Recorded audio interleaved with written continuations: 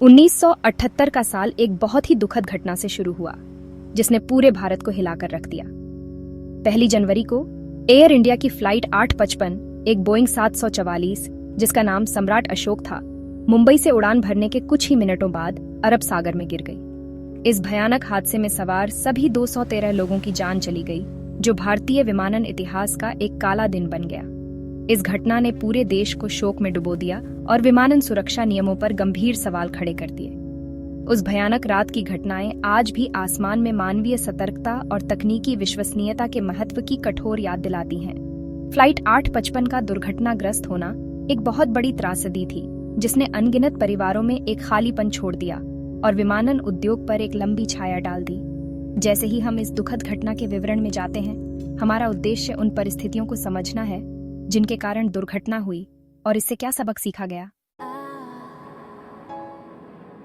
Air India flight 855 Mumbai के Santa cruise airport से Dubai international airport के लिए एक नियमित निर्धारित उड़ान थी। विमान एक बोइंग 744 उस समय एक तकनीकी चमत्कार माना जाता था, जो अपने आकार और परिष्कृत प्रणालियों के लिए जाना जाता था। इसके संचालन की जिम्मेदारी कैप्टन मदन लाल कुकर के हाथों में थी, जो एक अनुभवी पायलट थे और जिन्होंने हजारों घंटे उड़ान भरी थी।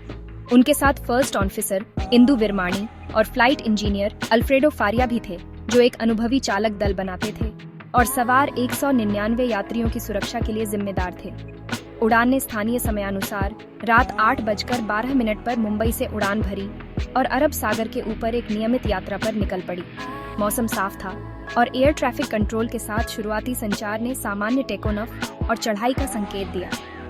हालांकि उड़ान भरने के कुछ ही मिनटों के भीतर उड़ान का रास्ता एक विनाशकारी मोड़ ले गया। चालक दल को पता नहीं था कि एक गंभीर उपकरण की खराबी होने वाली है। विमान का एटीट्यूड डायरेक्टर इंडिकेटर या एडीआई, जो पायलटों को क्षितिज के सापेक्ष विमान के उन्मुखीकरण के बारे में महत्वपूर्ण जानकारी प्रदान करता है, खराब हो गया। विशेष रूप से कैप्टन का एडीआई गलत जानकारी प्रदर्शित करने लगा, जिससे उन्हें यह विश्वास हो गया कि विमान दाईं ओर झुक रहा है, जबकि ऐसा नहीं था। यह खराबी दुर्घटना की ओर ले जाने वाली घटनाओं की श्रृंखला में एक महत्वपूर्ण कारक साबित होगी। एडीआई पायलटों के लिए एक महत्वपूर्ण उपकरण है, खासकर रात की उड़ानों के दौरान या पानी के ऊपर उड़ान भरते समय, जहां क्षितिज के बारे में दृश्य संकेत सीमित होते हैं। खराब एडीआई ने कैप्टन कुकर को विमान के उन्मुखीकरण के बारे में एक गलत धारणा दी, जिससे एक घातक गलत अनुमान लगाया गया। भाग 4 कॉकपिट में भ्रम। जैसे ही खराब एडीआई ने एक दायां किनारा दिखाया, कैप्टन कुकर ने सहज रूप से प्रतिक्रिया व्यक्त की और विमान को बाईं ओर घुमाकर कथित त्रुटि को ठीक करने का प्रयास किया। हालांकि एक सही दृश्य संदर्भ के बिना और पूरी तरह से खराब उपकरण पर निर्भर रहने पर उनके इनपुट ने स्थिति को और खराब कर दिया। विमान वास्तव में दाईं ओर और झुकने लगा, अंततः एक खड़ी गोता लगाने लगा। मलबे से बरामद कॉकपिट वॉइस रिकॉर्डर ने दुर्घटना से पहले के अराजक क्षणों का खुलासा किया। चालक दल को यह समझने के लिए संघर्ष करते हुए सुना जा सकता है कि विमान उम्मीद के मुताबिक प्रतिक्रिया क्यों नहीं दे रहा है, जो उपकरण की विफलता के कारण हुए भ्रम और भटकाव को उजागर करता है। अपने अनुभव के बावजूद चालक दल अपने पास सीमित समय में स्थिति से उबरने में असमर्थ था। भाग 5 जांच और उसके निष्कर्ष।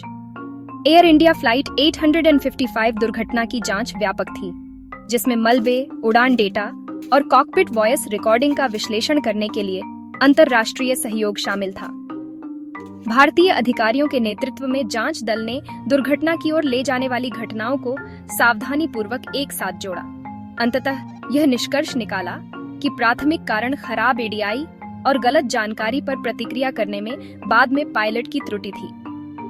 जांच रिपोर्ट में विश्वसनीय उड़ान उपकरणों के महत्वपूर्ण महत्व और पायलटों को उपकरण की विफलताओं को पहचानने और उन पर प्रतिक्रिया करने के लिए प्रशिक्षित करने की आवश्यकता पर प्रकाश डाला गया। इसने उड़ान चालक दल के सदस्यों के बीच स्पष्ट संचार और समन्वय के महत्व पर भी जोर दिया, खासकर आपात स्थिति के दौरान। भाग 6 कानूनी लड़ाई और लापरवाही को खारिज करना। एयर इंडिया फ्लाइट 855 की दुखद दुर्घटना के परिणाम स्वरूप पीड़ितों के परिवारों द्वारा एयर इंडिया, बोइंग और एडीआई के निर्माताओं सहित विभिन्न पक्षों के खिलाफ कई मुकदमे दायर किए गए। मुकदमों में विमान के रखरखाव में लापरवाही, डिजाइन में खामियां और पायलट प्रशिक्षण का आरोप लगाया गया। हालांकि वर्षों की कानूनी लड़ाई के बाद अमेरिकी संघीय जिला न्यायालय ने 1985 में बोइंग, लियरसिगलर और कॉलिंस रेडियो के खिलाफ लापरवाही के आरोपों को खारिज कर दिया। अदालत का फैसला हालांकि विवादास्पद था, विमानन दुर्घटनाओं में दायित्व निर्धारित करने की जटिलताओं पर प्रकाश डाला, जहां कई कारक अक्सर घटनाओं की श्रृंखला में योगदान करते हैं। इसने विमानन सुरक्षा मानकों और विनियमों में निरंतर सुधार की आवश्यकता को भी रेखांकित किया। भाग 7, फ्लाइट 855 की स्थायी विरासत। एयर इंडिया फ्लाइट 855 की दुर्घटना ने विमानन सुरक्षा प्रोटोकॉल पर एक अमिट छाप छोड़ी। दुखद घटना ने पायलट प्रशिक्षण में बदलाव के लिए एक उत्प्रेरक के रूप में काम किया, जिसमें उपकरण उड़ान और चालक दल संसाधन प्रबंधन पर अधिक जोर दिया गया। आपदा ने आपात स्थिति से निपटने में उड़ान चालक दल के सदस्यों के बीच स्पष्ट संचार, निर्णय लेने और समन्वय के महत्व को रेखांकित किया।